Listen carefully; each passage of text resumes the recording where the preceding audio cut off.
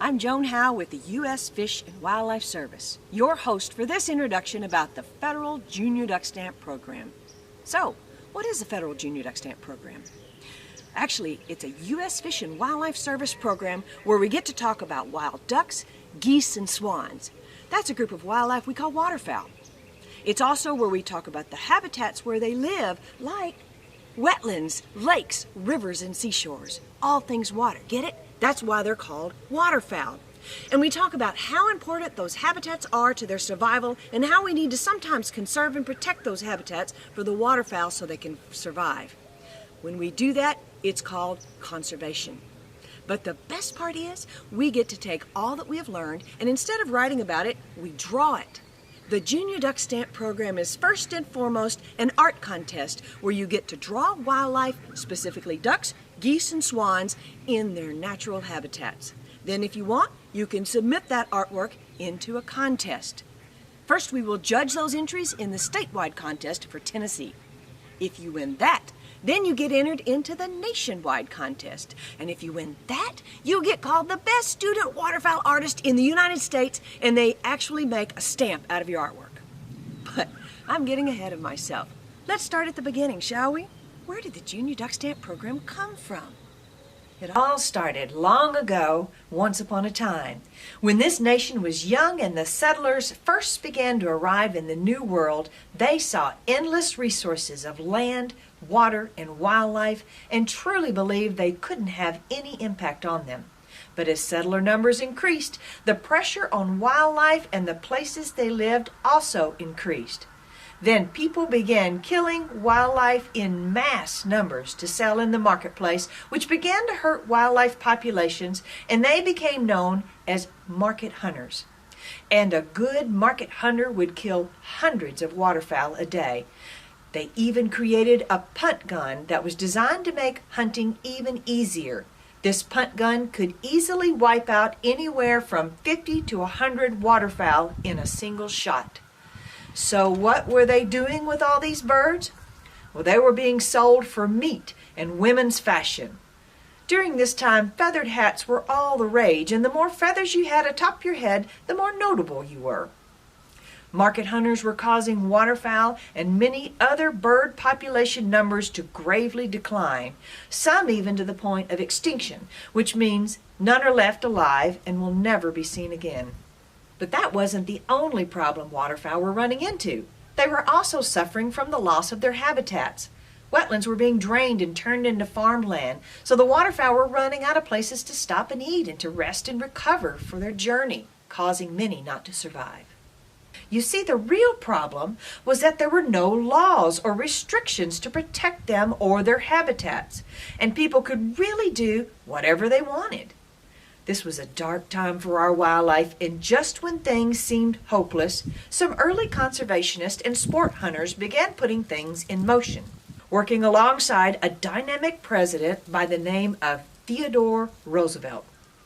They began working together to put laws in place to help the wildlife and the places they lived, and some of those important first wildlife conservation laws basically said that wildlife were important enough to keep around and steps must be taken to protect them and the habitats where they live. By the way, did you know that during his presidency, President Theodore Roosevelt, an avid hunter and fisherman himself, created the first National Wildlife Refuge along with 53 more. He also created the first national forest and doubled the number of national parks. These are all areas where lots of wildlife live and thrive today. But I need to tell you about his good friend and ally in this effort to conserve wildlife, a man by the name of J.N. Darling, but everyone just called him Ding. Ding Darling was once the head of the agency I work for, the U.S. Fish and Wildlife Service, but that was for a brief time. He was also an artist. He loved to draw cartoons and was what they called a political cartoonist. Many of his cartoons had messages about conservation of wildlife and their habitats. You see, he believed that people could benefit from nature without destroying it. Now, Ding Darling had a great idea to solve a big problem. You see, if wildlife are in trouble, you have to do two things: stop their destruction, and stop the destruction of their habitats where they live. But if you really want to turn things around and have more wildlife like waterfowl, you have to not only protect the lands where they live, like wetlands, you have to start restoring those wetlands that have been damaged. But of course, this is very expensive to do. So where were they going to get all that money? Well, Ding Darling's idea was to get waterfowl hunters, the folks that really wanted more ducks around, to help pay for the land and restore their habitats and put it into publicly owned lands like national wildlife refuges or other public wetlands. And that's just what they did. In 1934, they passed a law called the Migratory Bird Hunting Stamp Act, otherwise known as the Federal Duck Stamp. With this act, hunters had to purchase a stamp in order to hunt, and that money was then used to purchase and restore wetlands. Even today, migratory bird hunters still have to buy a duck stamp, and over the years has raised enough money to buy and restore over 6 million acres of habitats for wildlife, making it one of the most successful conservation programs ever. Another cool part of Ding's idea was to use art to make the stamp, like a drawing or a painting of waterfowl in their native habitat. He even drew the art for the very first duck stamp that was sold for $1. At first, they just asked some great wildlife artists to create the stamp art each year. But in 1949, they made it into a big art contest to see who could draw the best duck stamp. That contest continues through today for anyone 18 years and older, and to win it is a huge honor. But why just do this contest for adults? Why not teach students about waterfowl and let them design a duck stamp too? And so another great idea was brought to life in 1989, which officially began the Junior Duck Stamp program. The program was designed to engage students in the conservation of waterfowl and wetlands through a fun, engaging experience combining science, art, and even technology. So that brings us to today. This is where you enter into this story. You are being asked to be part of this unique experience by participating in the Tennessee portion of the Junior Duck Stamp program. In another video, we are going to talk more about waterfowl, like some basics of ducks, geese, and swans, and even head out to Tennessee National Wildlife Refuge to show you some of their habitats.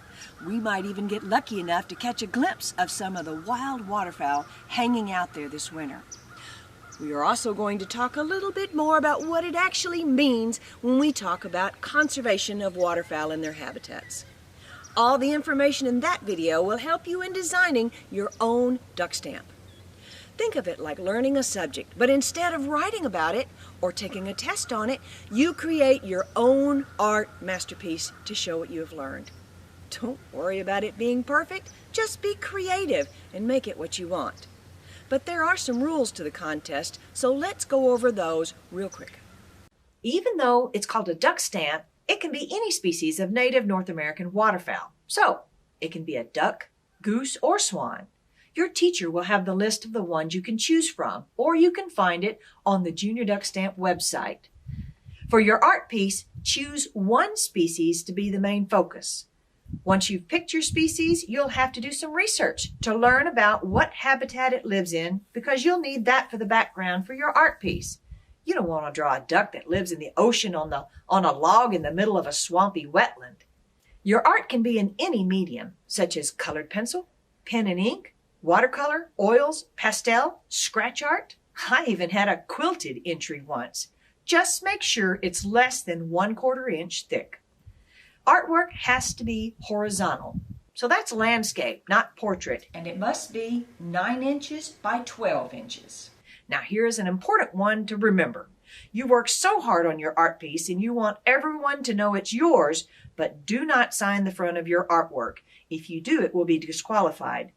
You'll fill all that information out on a form and attach it to the back of your art piece. Your art must be your own design. You can use photos from the internet, magazines, books, and other resources as references to draw different aspects of your masterpiece, but you cannot replicate the whole image or change 1 or 2 minor things and pass it off as your own. That is what's called plagiarism. We also encourage each student to write a short conservation message on their entry form. Those will be judged as well. Lastly, your artwork must be sent to me, your Junior Duck Stamp State Coordinator, by March 15th at this address. Now, once you have created your masterpiece, you will enter it into the Tennessee Junior Duck Stamp Contest. We accept entries from kindergarten through 12th grade, and they are judged in 4 different categories depending on grade level. We will select 3 first, 3 second, and 3 third place winners, along with 16 honorable mentions in each age category. Then, from all the first place winners in each age category, we will choose 1 duck stamp to be our best of show. Only that best of show entry will be submitted to the national competition, and as mentioned, the top winner in the nationals gets made into that year's Junior Duck Stamp. We also have some fun awards with the program thanks to the U.S. Fish and Wildlife Service, along with all of our state partners in the program, including the Tennessee Wildlife Resources Agency, the Tennessee Wildlife Resources Foundation, Ducks Unlimited, and the Friends of Tennessee National Wildlife Refuge. All those that submit an entry will get an official certificate of participation. The top 100 winners in the state judging contest get invited to a special awards ceremony where they receive beautiful Junior Duck Stamp ribbons. The top 36 first, second, and third place winners receive a special engraved Junior Duck Stamp plaque. The Tennessee Best of Show winner receives all this plus a $1,000 scholarship, a framed duck stamp print, and their artwork to be made into the Tennessee State Waterfowl Stamp. And if you win at the national level, there will be more prizes as well. Well, again, I'm Joan Howe, your Tennessee Junior Duck Stamp Coordinator with the U.S. Fish and Wildlife Service. Thanks for listening in, and I look forward to taking you on a virtual trip to the refuge to talk more about waterfowl. Oh, and of course, my favorite part, seeing your artwork. Have a great day.